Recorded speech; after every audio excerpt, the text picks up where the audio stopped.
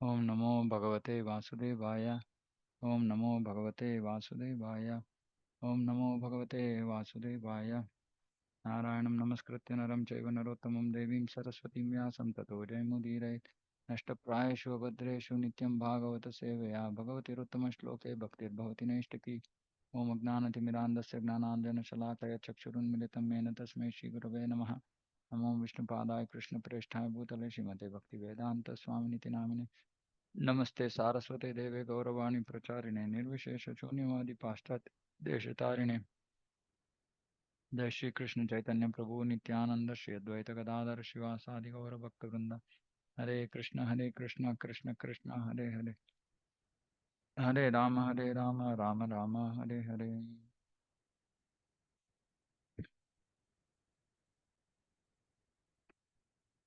And Bhagavatam Canto 4 Chapter 9 Verse 17 Satyashisho hi bhagavam stava pada padmam आशीस्तथानुभजतः पुरुषार्थमूर्तेः अप्येवमर्य भगवान् परिपाति दीनान् वाश्रेव वत्सकम् अनुग्रहकातरोऽस्मान्.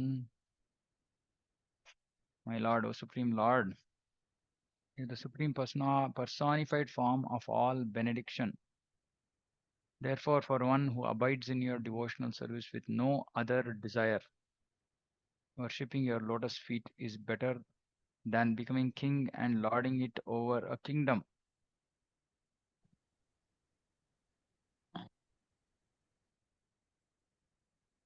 That is the benediction of worshipping your lotus feet.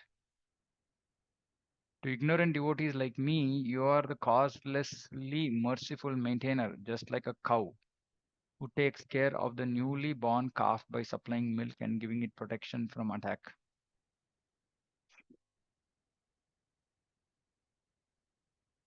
Dhruva Maharaj was cognizant of the defective nature of his devotional service. Please note the word defective nature.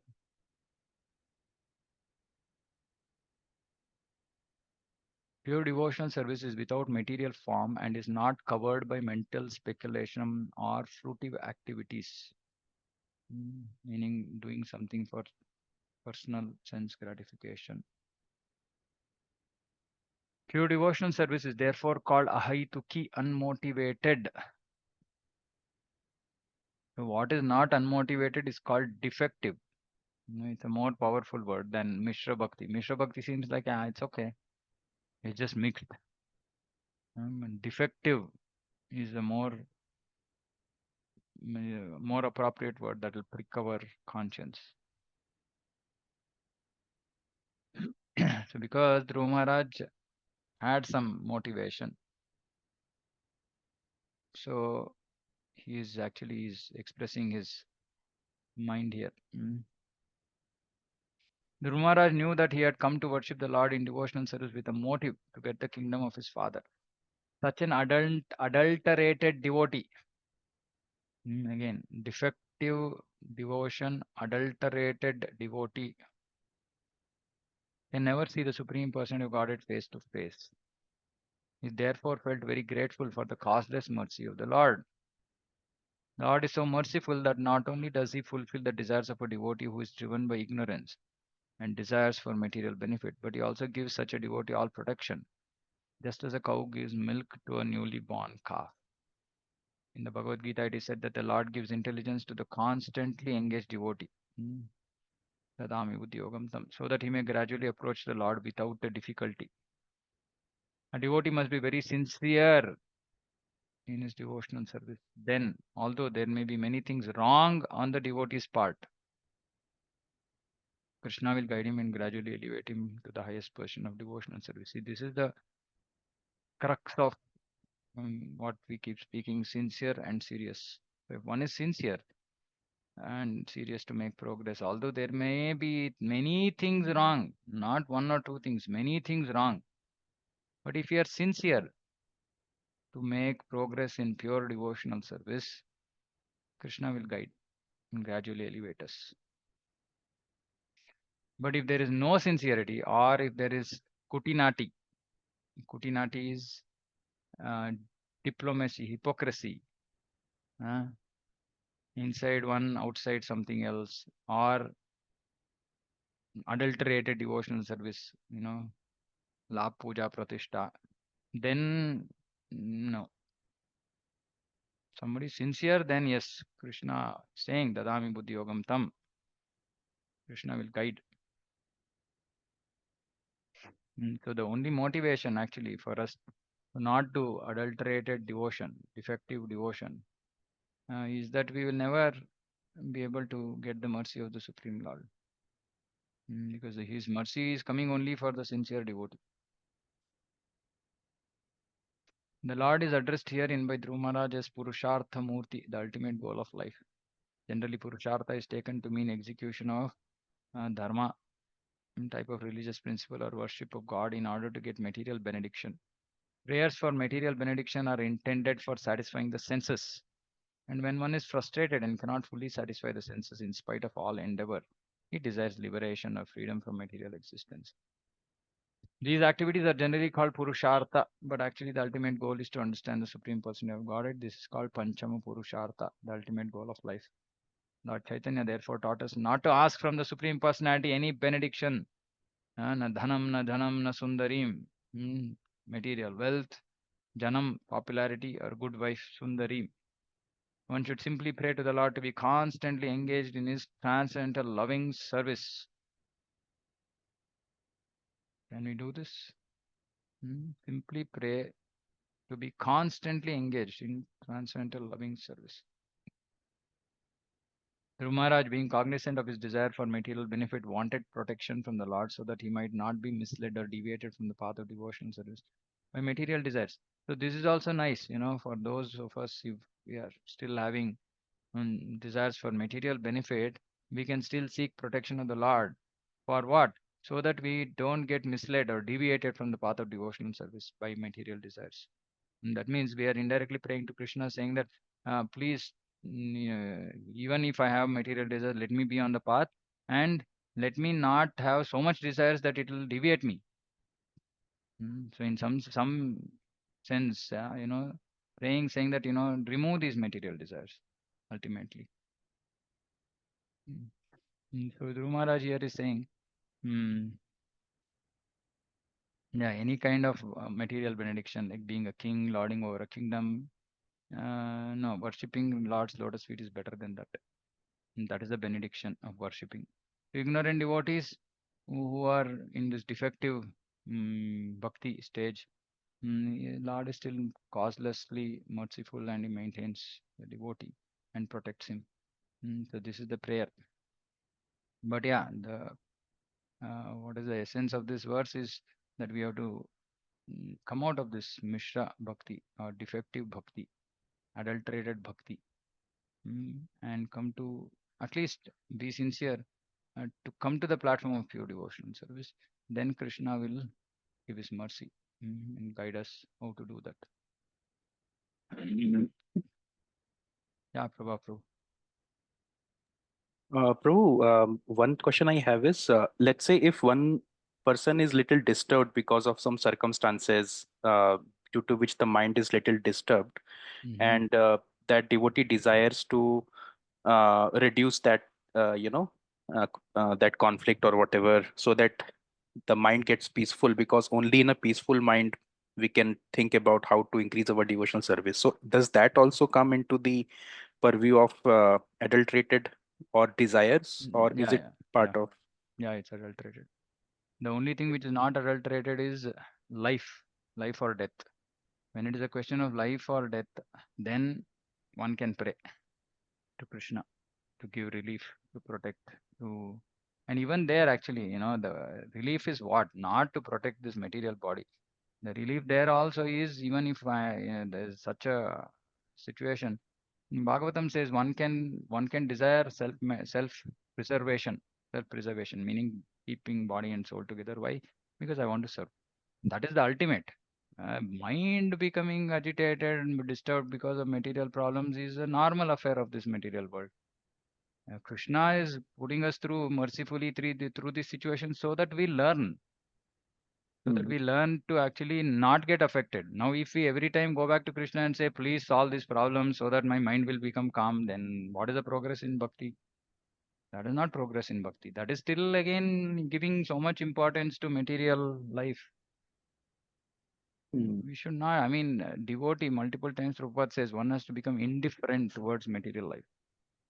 Indifferent, meaning what? As long as I'm alive, I'm able to do devotional service, that's good enough. That is the Yeah. ultimate platform we have to come. Yeah, material life means everybody has hundreds of problems all the time. Some more critical, some less critical. But the whole idea is to actually overcome this attachment to material things. Mm. Like I said, Bhagavatam says only self-preservation.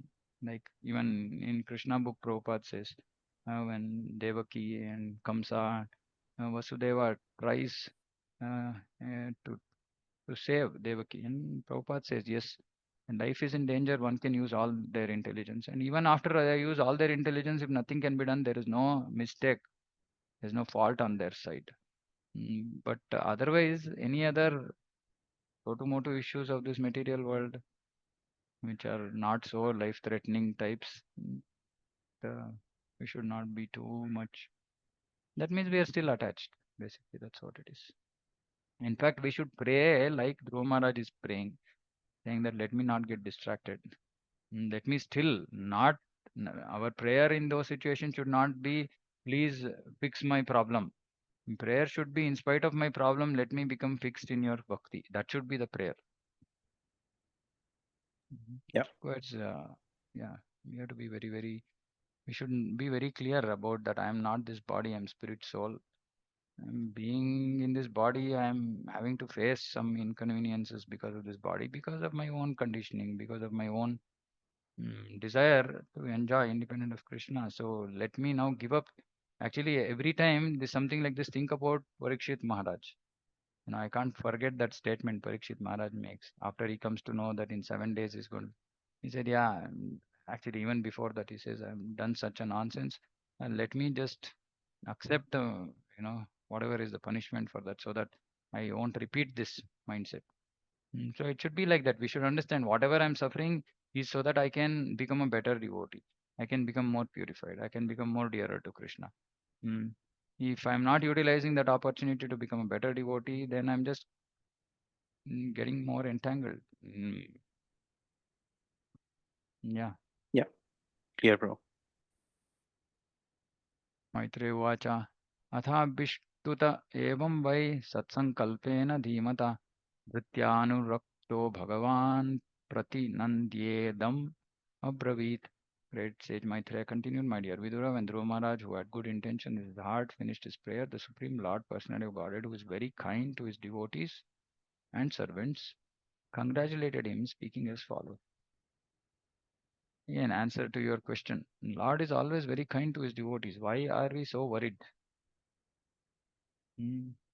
Actually, this is the constant meditation I go through. In spite of whatever, there are hundreds of things that are critical, that are, and yeah, but you have to just keep remembering, saying that Krishna is there. He'll protect his devotees. He'll do whatever is best required for the devotee, because he's very kind to his devotees and servants. So we'll have trust in that, and just continue to, um, yeah, focus on our bhakti, make progress, etc. Sri Bhagavan Vacha. Vedaham te vyavasitam hridirajanya balaka tat prayachami badram te durapam api subruta. Personally, God had said, my dear Dhruva, son of the king, you have executed pious vows, and I also know the desire within your heart. Although your desire is very ambitious and very difficult to fulfill, I shall favor you with its fulfillment. All good fortune unto you. Supreme Lord is not scolding Dhruva. He's saying, I know what you have. It's very difficult. I'll fulfill you. All good fortune unto you. The Lord is so merciful to his devotee that he immediately said to Dhruva, let there be all good fortune for you. The fact is that Dhruva Maharaj was very much afraid in his mind, for he had aspired after material benefit in discharging his devotional service, and this was hampering him from reaching the stage of love of God. Please note this. So if we have material desires, it will hamper us from reaching stage of love of God. In Bhagavad Gita, it is said, Bhoga Aishwarya Prasaktanam, those who are addicted to material pleasure cannot be attracted to devotional service. Bhoga Aishwarya Prasaktanam Taya Apaharata Chetasa, Apaharata Chetasa, Cheta, mind, consciousness, Apaharata, stolen by Bhoga and Aishwarya. Then how can their mind be stolen by Krishna? Their mind is stolen by material desires. It was true that at heart Dhruva Maharaj wanted a kingdom that would be far better than Brahmaloka. This was a natural desire for a Kshatriya. He was only 5 years old, and in his childish way, he desired to have a kingdom far greater than his fathers, grandfathers, or great grandfathers. His father Uttanapada was the son of Manu, and Manu was the son of Brahma. Dhruva wanted to excel all these great family members. Lord knew Dhruva Maharaj's childish ambition. But how was it possible to offer Dhruva a position more exalted than Lord Brahma's? Lord assured Dhruva Maharaj that Dhruva would not be bereft of the Lord's love. Mm. He encouraged Dhruva not to be worried that he childishly had material desires and at the same time had the pure aspiration to be a great devotee. Yeah, if one childishly has only material desires, then it's a problem. Okay, and at the same time has pure aspiration to become a great devotee, yes, okay, Lord will help. Lord does not award a pure devotee material opulence, even though he may desire it. Of course, the pure devotee will not desire it. But even if he desires, Lord will not award. But Dhruva Maharaj's case was different. The Lord knew that he was such a great devotee that in spite of having material opulence, he would never be deviated from love of God. So this transition happened in Dhruva Maharaj's life, right? Like initially he wanted that material desire, but after he did devotion, he got transformed. And then he, causeless mercy of the Lord appears in front of him, touches his forehead with his conch, and is completely purified. So now Lord knows that whatever, even if I give all the material opulence in the world, he will not be deviated from love of God. Mm. This example illustrates that a highly qualified devotee can have the facility of material enjoyment and at the same time execute love of God. And that is why we should never look at a devotee externally and say, like Bhakti Siddhanta Saraswati Thakur used to dress royally and go in expensive cars, just to show Yukta Vairagya. Pure devotees, they're not affected by this material uh, opulence. And this, however, was a special case for Dhruva Maharaj. So it's a very complex situation. Dhruva Maharaj situation is very complex. But Lord knows the heart of the devotee. So he's saying, yes, in spite of having Prabhupada is clarifying. So, yeah, Lord knows that he was such a great devotee that even though he will give him material opulence, he will not be deviated from love of God. For such devotees, Lord gives because he knows, okay, Lakshmi is required for my service. If I give Lakshmi to this devotee, he will use it in my service. So he will give. Mm, mm. Then, yeah, devotee is not bothered. Okay, money is there. Okay, fine. Let me use it in Krishna service. And of course, the devotee is also very careful not to waste Krishna's money, not to misuse Krishna's money. Mm. Yeah, but we should understand the Supreme Lord is with us in spite of whatever our fallen state is. We should never get discouraged. But at the same time, we should not, just remain childish. And Dhruva Maharaj actually he moved. He transitioned from the childish mood to mature love, mature state of devotion. He says, no, what nonsense I did.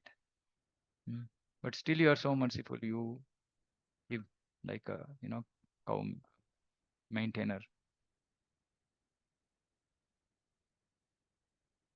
That's why actually Chaitanya Mahaprabhu who used to repeatedly hear this Dhruva and Prahlada. Dhruva for two reasons. One is how one should not be mm, in mixed devotion, and also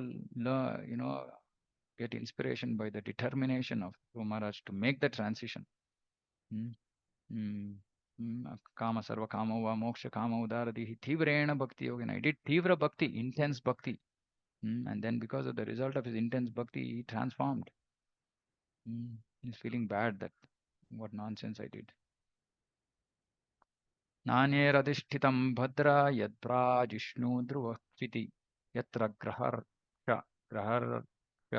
ताराणां ज्योतिषां चक्रमाहितं मेध्यां गोचक्रवत्स्ताश्नु परस्तात् कल्पवासिनां धर्मोऽग्निः कश्यपः Syukuro मुनयो ये वनौकसः चरन्ति दक्षिणीकृत्या भ्रमन्तो यत्सतारकाः.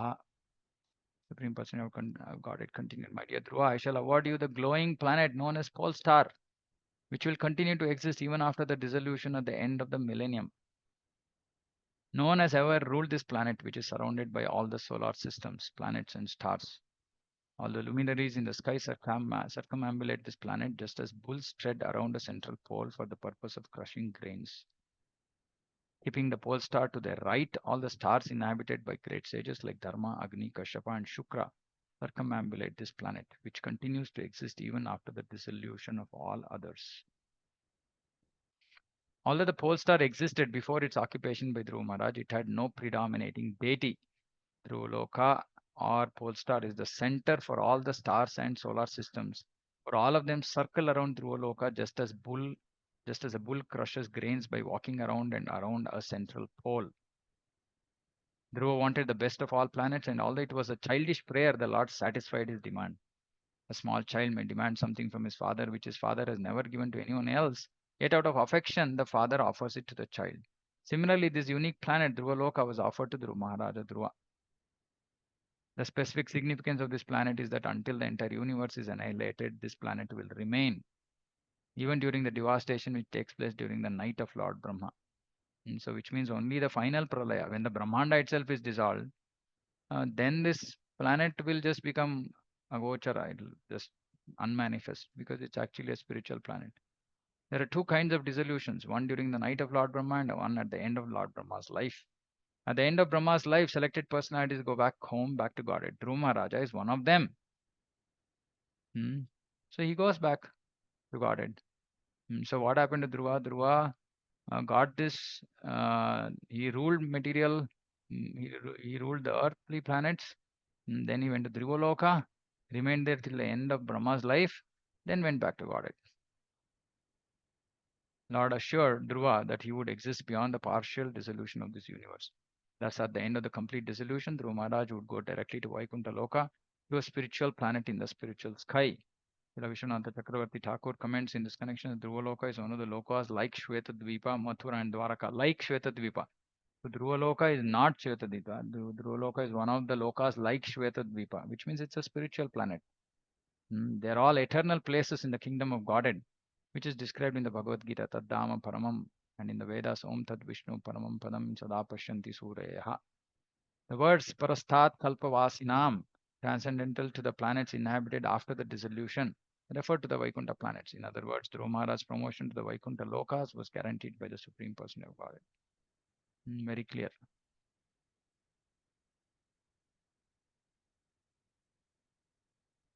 प्रस्थिते तु वनं पित्रा दत्वा गां धर्मसंश्रयः षट्त्रिंशत् वर्षसाहस्रं रक्षिताव्याः हतेन्द्रियः. After your father goes to the forest and awards you the rule of this of his kingdom, you will rule continuously the entire world for 36,000 years, and all your senses will continue to be as strong as they are now. Just imagine what a benediction this is. That means he will not age. He will never become old. In Satyuga, people generally lived for 100,000 years. Dhruva Maharaj ruling the world for 36,000 years was quite possible in those days. So 30% of the life of the overall, of 100,000 years, almost 35%. So his senses would remain strong as they are now. Tvadbhratar uttame nashte mrigayayam tu nah tu tanmanah anveshanti vanam matha davagnim sa pravekshati. Lord continued, sometime in the future, your brother Uttama will go hunting in the forest, and while absorbed in hunting, he will be killed. Your stepmother Suruchi, being maddened upon the death of her son, will go to search him out in the forest, but she will be devoured by a forest fire. Dhruva Maharaj came to the forest to search out the Supreme Personality of Godhead with a revenging spirit against his stepmother. His stepmother had insulted Dhruva, who was not an ordinary person but a great Vaishnava.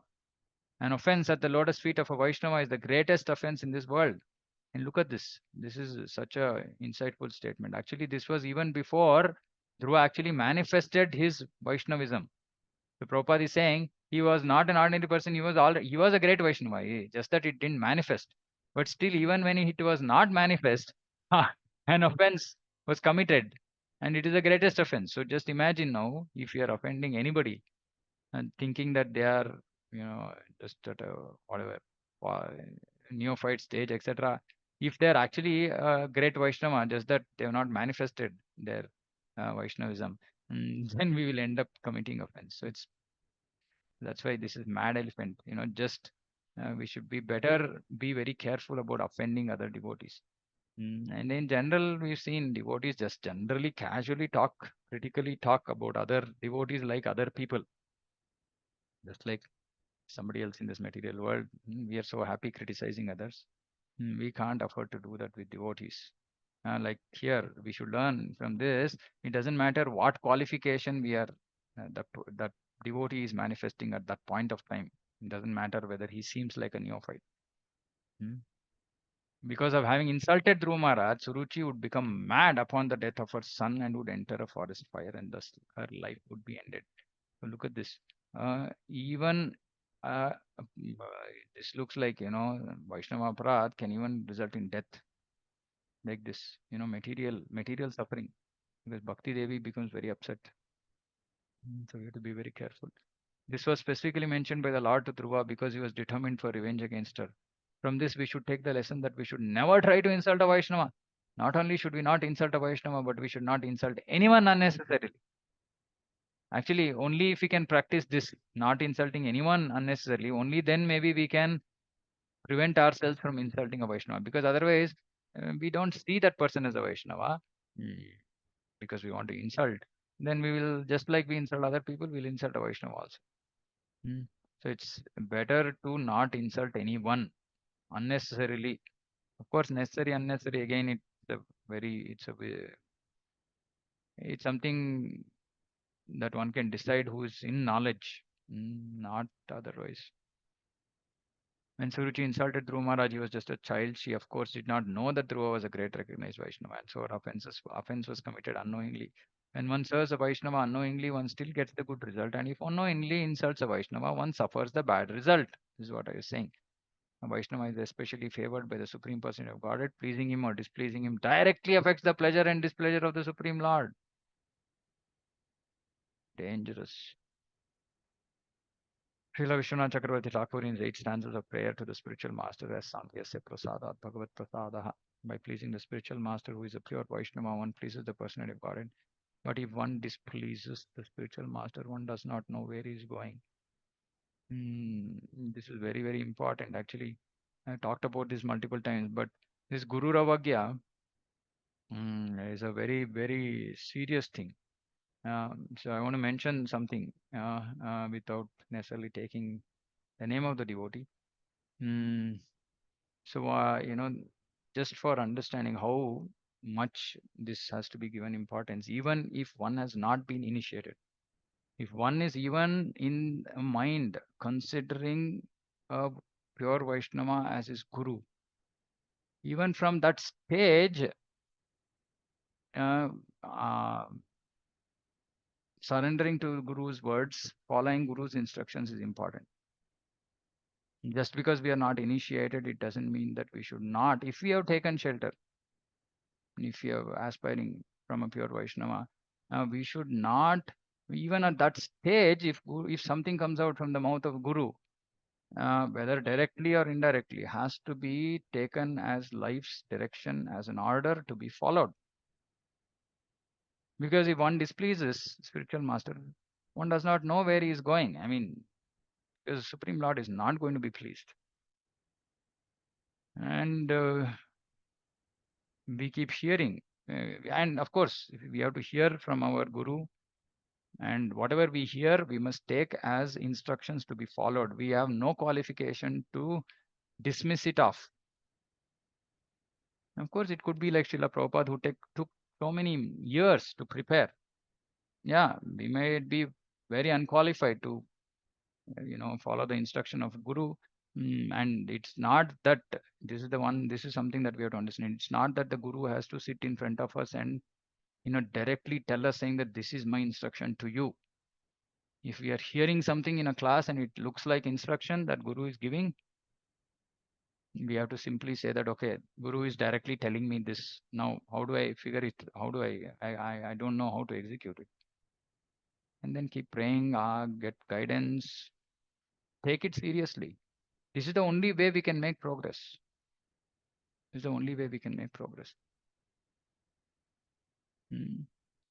So this, and of course, so two very important things. One is pleasing, mm, honoring the instructions of Guru, and the other is not insulting Vaishnavas. Mm. And we are very materially, material, what should we say?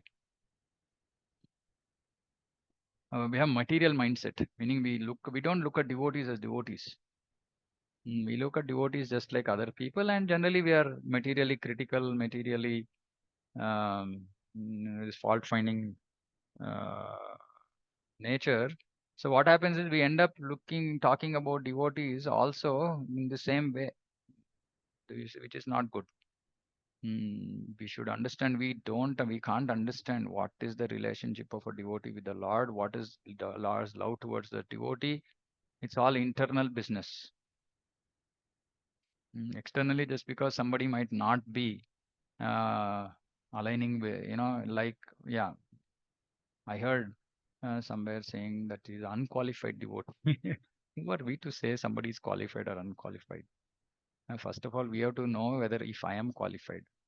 If I am qualified, then I will not call anybody unqualified, because there is nobody like an unqualified devotee. It's a, what is that called?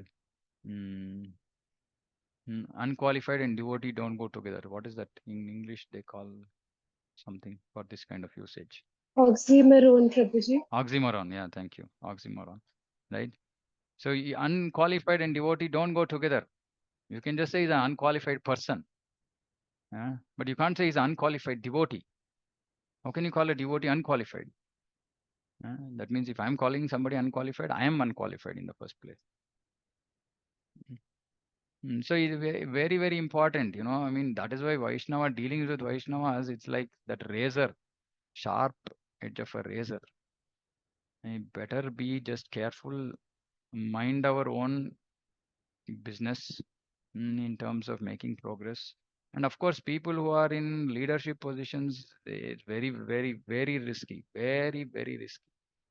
Yeah, but we have to be very, very careful, because that's also service required. So we have to be more careful if we are in leadership position of any sort. Leadership meaning even if you have been given responsibility for doing any service, could be like serving prasadam, and there are 5 people with us. We have to be very careful. So yeah, two important lessons. Okay, I'll stop here. Anybody has any questions, comments? Feel free.